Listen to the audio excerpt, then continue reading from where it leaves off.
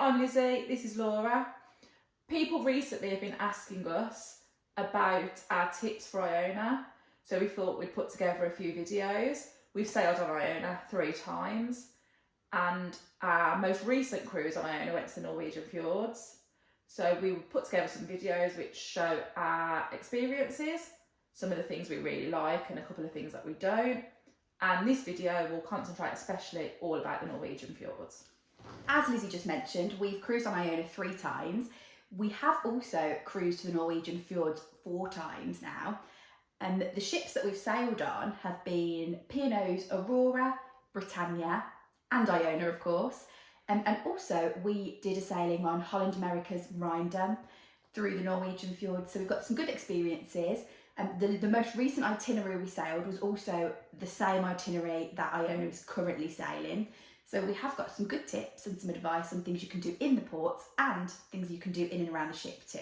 If you're enjoying this video, don't forget to like and subscribe to our channel. We'll have more Iona content coming soon, so press the bell for notifications so you don't miss anything. So one of the most common questions that we get asked, so we see other people asking, is all about the weather in the Norwegian Fjords. Our opinion is be prepared for everything. It's very, very mixed. Because of the varied weather, it's really difficult to know what to pack for a fjords cruise. Our top recommendation is make sure you've got a waterproof and make sure it is actually waterproof. We've discovered a few times that our waterproofs aren't very waterproof. Yeah, Primark's not ideal for waterproof purchases. And you also, when you're going in the summer months, you still need to take something warm to wear. We've had ports where we've needed to wear hoodies, we've worn boots, and a decent coat, but we've also had absolutely glorious sunshiny days where we've needed summer dresses, sun cream, sandals, so it can be really, really varied. I would always compare the weather to the UK in the summer months. Pack like you would pack for going on a UK holiday. Yeah.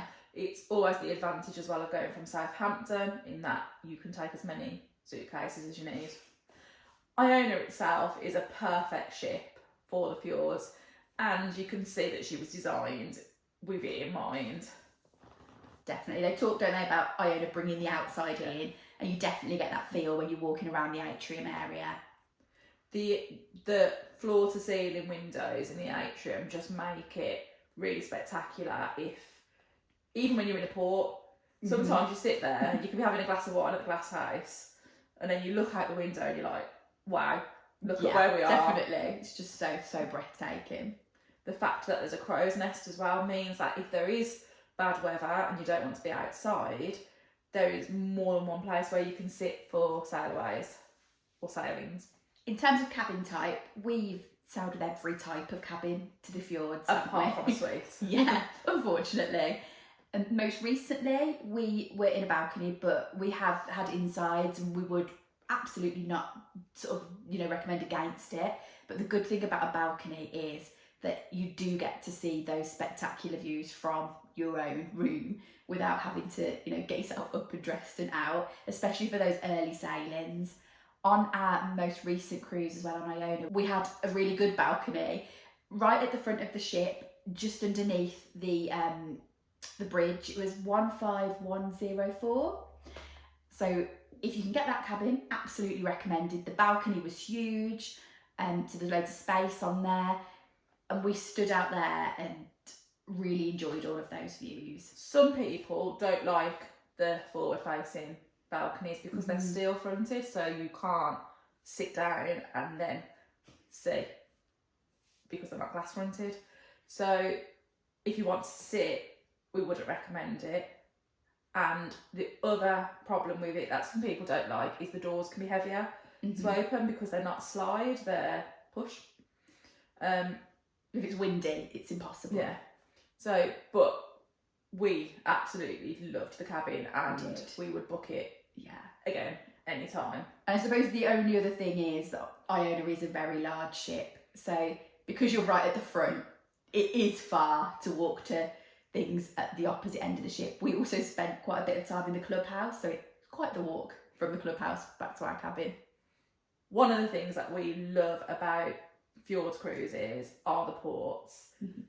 They are never quite as hectic and manic as, say, if you're on a med cruise. So we love that there's a relaxed vibe to them. Luckily, one of our favourite ports of call is Stavanger, which is the first port on Iona's itineraries at the moment. It's a great port to visit. You are right basically in the centre, and there's no shuttle buses or anything needed to walk around. It's quite accessible around like the waterfront and the newer part of the town. The old town with its beautiful white houses is quite cobbled and a little bit hilly, so that might cause a few people to struggle to get around a little bit, but it's worth it. Yeah, and there are also some great opportunities for excursion from Stavanger. You can do a Pulpit Rock trip, which is the big one that everybody does, can't you? And you can do that by hiking, which we've never tried it, but we've heard it's quite challenging. You can also do boat tours. You can book those through P&O or whoever your cruise line is, or there are boat tours departing from the harbour quite regularly. Again, it's not something we've done yet, but it is next on our list for Stavanger. We've heard that you have to get off quite early to make sure you are guaranteed a place on one of the boat excursions from the harbour. We've seen rig boats, etc. leaving from there. And then the other unique thing, I suppose, in Stavanger is the museums. There are quite a lot of museums in Stavanger, and they're a great thing to do if you do end up there on a rainy day, which we have done in the past. I think our favourite one was the Norwegian Canning Museum. We bought one ticket. I actually got a free one with a student card as well. And we were able to go into 3 different museums with that ticket. And Laura really enjoyed pretending she was a shopkeeper. One of my favourite things ever. The next port on the itinerary is Olden, which is famous for its sail-ins and sail-outs, I suppose, because it's the same on the way in as it is on the way out. Those of you that have watched previous videos will know that we're not massive fans of getting up early. However, we did get up early for the sail into Olden. It did help that we had the balcony, so we didn't need to get dressed. Yeah, just sat out there with our pyjamas and a hoodie on, and it is absolutely worth getting up for. The peace and the tranquility of the sailing is just out of this world. It's, if you've never experienced it, it's really hard to explain. Yeah. And then the other thing that's Olden itself is a lovely, pretty little town, isn't it? It's, again, really walkable from the ship. You dock quite close into the town and you can just walk straight along and see most of it. There's a little train there that we have been on, and so you can get the little train and it will take you past a church. Yeah, and you go past the waterfall. And then you can get dropped off at a supermarket on the way back. Like one of our favourite things to do in a port is to visit supermarkets. We just love looking at the prices of things, and you have to buy some chocolate. And then one of the major things people also do from Olden is the Lone Sky Lift.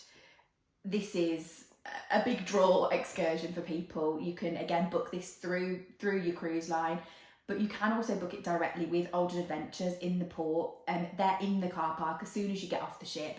And we've heard actually that this season, how the tickets are being operated is that even if you've booked the excursion directly with P&O, you still have to queue at the ticket booth to exchange your voucher for the official tour voucher.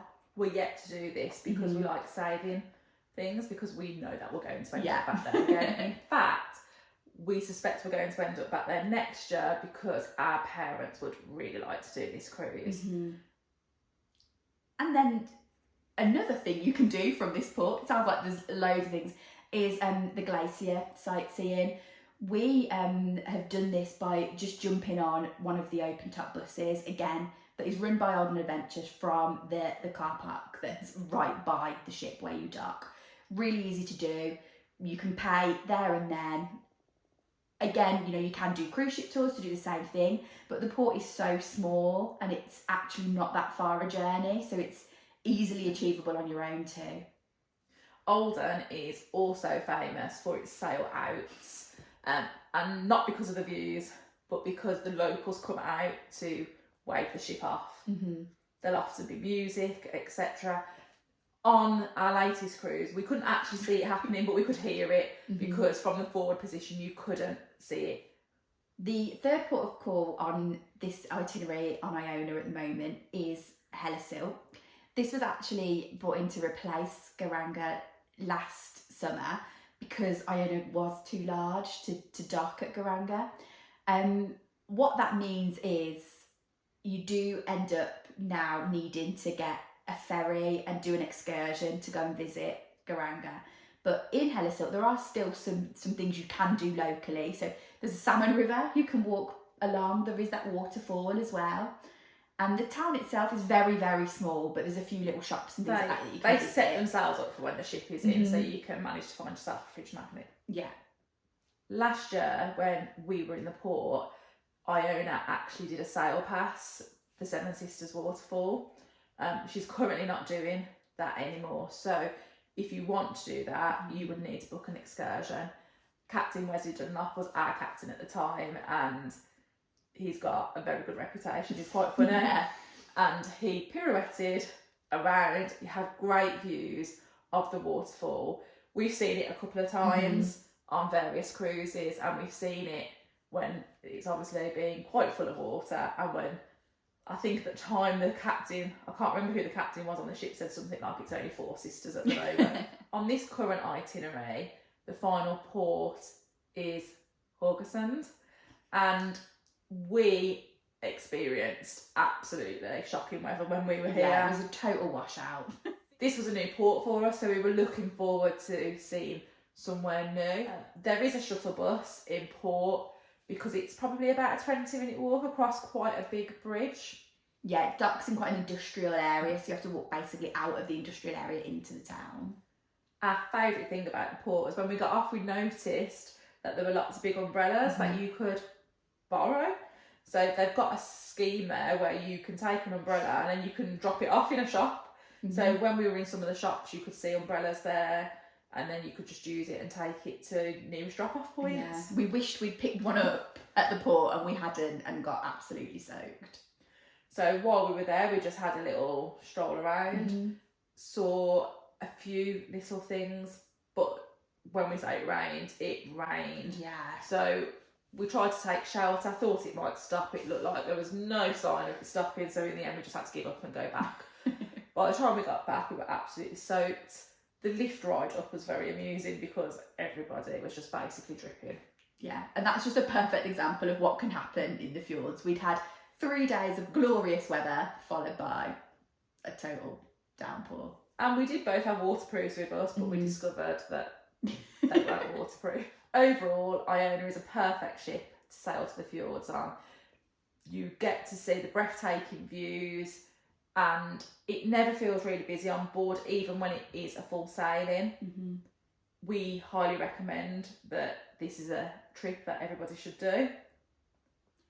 We are going to be talking a little bit more about Iona herself on our next video, so stick around for that, and we'll give you some tips and tricks for things that we think you should do on board. And if anybody has anything they'd like us to specifically talk about, let us know in the comments below. Thanks for watching. Don't forget, you can also follow us on social media. We're at Sisters on the Seas.